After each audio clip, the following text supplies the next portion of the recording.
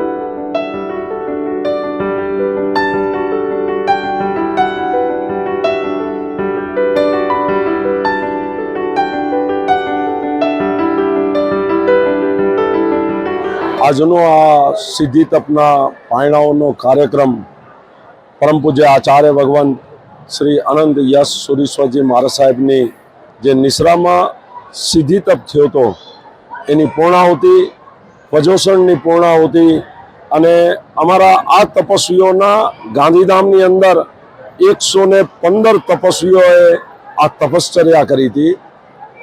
એની સાથે સાથે માસખમણના પણ તપસ્વીઓ, એની સાથે ભદ્રતપના પણ તપસ્વીઓ અને અઠાઈઓ તો અનેક હતી. આ તપશ્ચર્યાના પારણા નિમિત્તે આ આખું ભવ્ય આયોજન કરવામાં આવ્યું હતું અને અમારા આ ભવ્ય આયોજનની અંદર વાગડ 724 સમાજ, મારવાડી સમાજ અને ગુજ્જર સમાજ, આ બધા જ સમાજનો જે અમારો ગાંધીધામનો સંઘ બનેલો છે એ સમાજના સર્વે સભ્યો, એની સાથે સાથે મુંબઈ, સુરત, અમદાવાદ, કચ્છમાં પણ ભુજ, અંજાર, માધાપર, ભચાઉ અનેક ગામોથી અમારા આ સંઘની અંદર સર્વે પધાર્યા હતા. કચ્છના બધા જ સ્થળોમાંથી, નાના નાના ગામોમાંથી પણ આ તપશ્ચર્યાની અનુમોદના અર્થે અહીં પધારીને આજે આ તપશ્ચર્યાનો ખૂબ અનુમોદનાનો આનંદ ગાંધીધામના સંઘને ઉજવવામાં આવ્યો છે. અમારા તીર્થંકર ભગવાન 24માં તીર્થંકર ભગવાન મહાવીર સ્વામી, જેઓએ અમારા ધર્મની અંદર એમણે જે સર્વ જીવો માટે સુખ, શાંતિ અને આનંદની કલ્પના કરી અને સર્વ જીવો સુખી થાય, એ આજથી 2600 વર્ષ પહેલાંથી એમની જે આખો સંદેશ છે એ સંદેશ માટે અમારો આ પ્રજોષણ પર્વ 8 દિવસનો પૂરો પર્વ, જેની અંદર ક્ષમા યાચના, જીવદયા અને અહિંસા અને આખો જે અમારો 8 દિવસનો જેને શિબિર કહીએ, અમારા ગુરુદેવ આચાર્ય ભગવાન અનંત યશ સુરીશ્વરજી મહારાજ સાહેબના નિશ્રાની અંદર 8 દિવસનો આ એક ભવ્ય કાર્યક્રમ થયો અને એની અંદર ખૂબ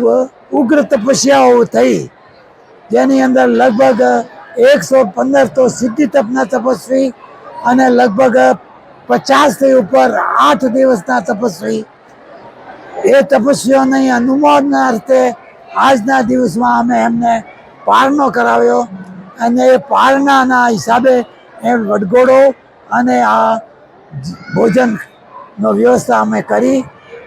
આ વ્યવસ્થા કરવાનો એક માત્ર કારણ એ કે અમારા ભગવાનની નો જે સંદેશ છે એ સર્વ જીવોને સુખ શાંતિ માટે પૂરા વિશ્વની અંદર એનો પ્રચાર થાય માટે આ આખો આયોજનનો કાર્યક્રમનો જે આયોજન હતો એનો આ હેતુ હતો.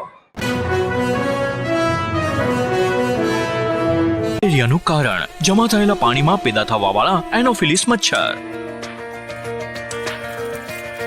આસપાસ પાણીનો જમાવ નહીં તો મચ્છર અને મેલેરિયા પણ નહીં. માથાનો દુખાવો, શરીરનો દુખાવો, તાવ વગેરે લક્ષણ દેખાય તો સ્વાસ્થ્ય કર્મીનો સંપર્ક કરો. ગર્ભવતી મહિલાઓ અને બાળકોના માટે વિશેષ સાવધાની જરૂરી છે. ઇલાજમાં વિલંબના કારણે મેલેરિયા જીવલેણ પણ બની શકે છે. સરકારી હોસ્પિટલોમાં મેલેરિયાની તપાસ અને ઇલાજ મફત છે. દર્શક મિત્રો, આ હતા આજના સમાચાર. આવતીકાલે ફરી મળીશું. ત્યાં સુધી મને રજા આપશો. નમસ્કાર.